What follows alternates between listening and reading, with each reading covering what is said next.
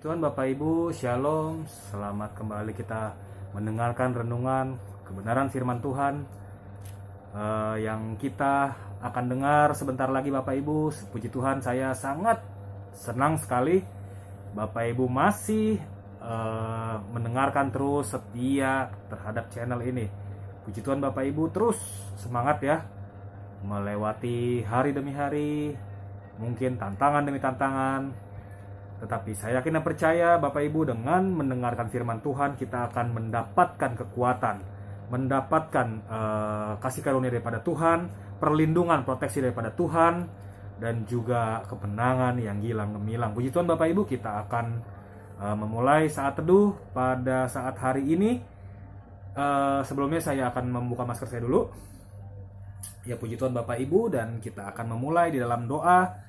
Bapa, terima kasih buat kesempatan hari yang baru lagi yang Engkau berikan kepada kami. Tuhan, sebentar kami akan mendengarkan renungan. Berbicaralah lewat kebenaran firman Tuhan pada hari ini, agar apa yang kami dengar, kami boleh lakukan, kami boleh merasakan tuntunan daripada Tuhan, sehingga Tuhan, nama Tuhan yang dipermuliakan, nama Tuhan yang dipuji dan diperbesarkan oleh banyak orang, sehingga banyak orang boleh mengenal siapa itu Yesus sebagai Tuhan dan Raja dan Juru Selamat. Terima kasih Tuhan Yesus, haleluya, amin. Puji Tuhan Bapak Ibu. Langsung saja ya, kita akan buka di dalam Amsal yang keempat, ya, Amsal yang keempat ayat 6 dan ayat yang ke-7. Jadi dua ayat ya Bapak Ibu, dua ayat saya akan bacakan seperti ini bunyinya ya. Amsal yang keempat, ayat yang ke-6 dan ayat yang ke-7. Oke, kalau sudah ketemu, saya akan bacakan. Janganlah meninggalkan hikmat itu, maka engkau akan dipeliharanya. Kasihilah dia, maka engkau akan dijaganya. Permulaan hikmat ialah perolehlah hikmat, dan dengan segala yang kau perolehlah pengertian. Puji Tuhan Bapak Ibu, hari ini, saat teduh hari ini saya akan beri judul hikmat. Ya, saya akan mengangkat topik hikmat. Karena apa kita harus mengetahui sebagai orang Kristen, sebagai umat yang mempunyai patron atau patokan, yaitu pengikut Kristus, itu tidak jauh ya. Harus kalau kita pengikut Kristus, notabene kita juga harus mempunyai hikmat, karena dua kesinambungan ini adalah dekat. Jadi ngerti ya maksud saya Bapak Ibu ya. Jadi tuh ketika kita sudah menjadi orang Kristen, sudah menjadi pengikut Kristus, berarti kita juga harus mempunyai hikmat. Karena kalau kita belum mempunyai hikmat, berarti kita tidak berhikmat dan tidak mempercayai Yesus, tidak menjadi pengikut Kristus. Ya, jadi kalau hanya Kristen yang notabene hanya Kristen Natal saja, ya, saya tidak sedang menjudge orang, saya tidak membicarakan orang, tetapi inilah yang harus kita pahami, bahwa menjadi pengikut Kristus harus mempunyai hikmat. Nah, bagaimana cara memperolehnya? Di sini tegas ya, di ayat ke-7, permulaan hikmat. Jadi awal kita mempunyai hikmat, awal menjadi orang Kristen adalah carilah dulu hikmat, perolehlah hikmat. Bagaimana caranya? Berdoa, minta sama Tuhan. Tuhan, saya mau menjadi pengikut Kristus.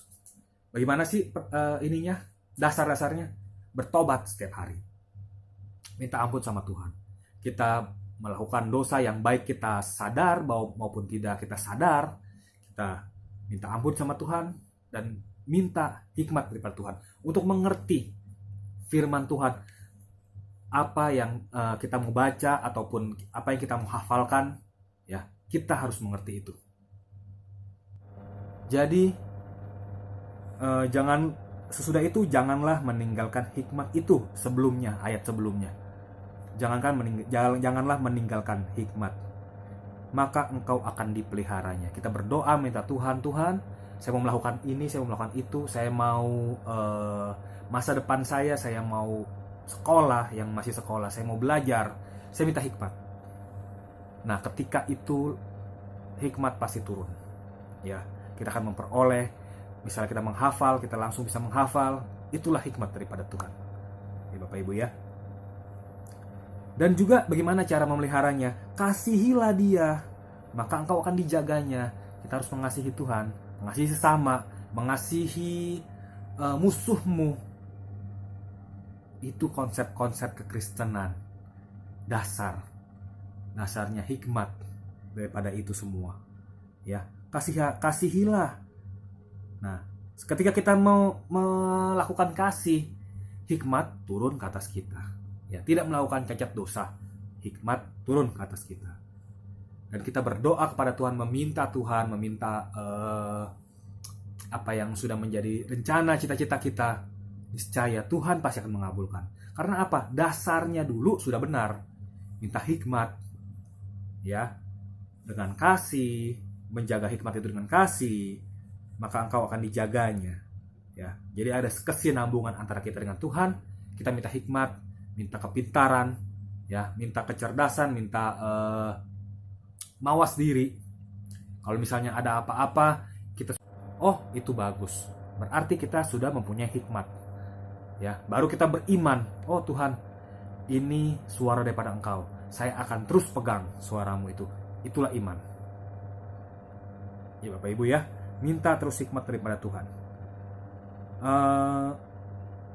Seperti Salomo, di awal-awal masa kepemimpinannya, dia tidak meminta apa-apa. Dia tidak minta macam-macam sama Tuhan. Ketika Daud sudah menyerahkan tahta kerajaannya kepada anaknya Salomo, kerajaan kuserahkan kepadamu. Lalu dia berdoa kepada Tuhan, Salomo berdoa kepada Tuhan, dia hanya meminta, Tuhan, aku hanya minta hikmat. Hikmat saja. Seorang raja yang besar dalam catatan sejarah bangsa Israel. Raja yang besar, raja yang luar biasa, kaya raya. Bapak Ibu bisa baca ya. Kekayaannya itu sangat fantastis dan bombastis. Hanya beberapa kerajaan saja yang dicatat di Alkitab yang mempunyai kekayaan sangat-sangat berlimpah, yaitu Salomo. Ya, dia hanya apa dasarnya? Hanya meminta hikmat. Minta hikmat. Tuhan kasih hikmat. Sebab itu, teruslah kita meminta hikmat daripada Tuhan, penyertaan Tuhan sempurna ke atas kita. Puji Tuhan Bapak Ibu, saya akan berdoa kepada Bapak Ibu untuk supaya kita lebih mengerti dan juga kita dapat bisa menjadi pelaku firman Tuhan. Firman Tuhan sampai di sini dan kita akan berdoa. Bapak, terima kasih buat kesempatan yang baru lagi yang Engkau sudah berikan kepada kami. Biarlah apa yang kami dengar itu boleh tertanam dan boleh bertumbuh kepada kami ya Tuhan Yesus. Menjadi anak-anak Tuhan yang bukan hanya sekedar anak-anak Tuhan di awal, tetapi next level, jadi anak Tuhan yang militan. Terima kasih Tuhan Yesus. Dalam nama Tuhan Yesus kami sudah berdoa mencap syukur. Haleluya. Amin. Haleluya Bapak Ibu. Shalom. Puji Tuhan. God bless.